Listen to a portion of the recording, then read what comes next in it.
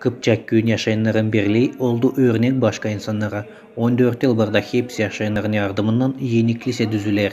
Kıpçak lisenin papazı Vitaliy Zelenskiy şükür etti. Hepsine kim yardımcı oldu bu işte. O danıştı her bir yaşayana köyden. Hangileri yardım ederler hem parayla hem de kendi vakıdından. Главное, что люди остались тем же горячим сердцем. Pek önemli. Hani insanlar hep öyle havezle, açık yürekle yardım ederler bize. 13 yıl bizim kilise düzüler. İnsanların yardımından barabar. Bugünkü günde de insanlar toplanır, yardım ederler parayla, payalarla kilisenin düzülmesinde В de. основном это деньги именно людей села. Vitaliy Zelenskiy çizgiledi. Hani 2022 yılda olacak önemli. Yapılacak çok işler. Allah'ın yardımının hepsi planlar çıkacak üzere.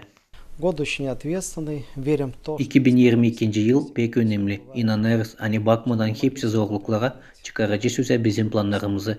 Niçin Allah bizimle. Önemli hani biz insanların yüreklerinde de düzelim bir küçücük lise Allah'ın yardımından. людей.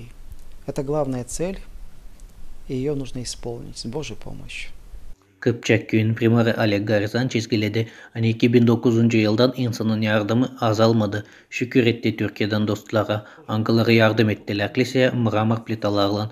Her bir insana köyden hep şükür etmek laflarla danıştı. Biz 14 yıl oldu düzeyiz bizim kilisemize. Bıldır geldi 6 reis. Mramor bizim dostlarımızdan Türkiye'den hangisine yardım etti.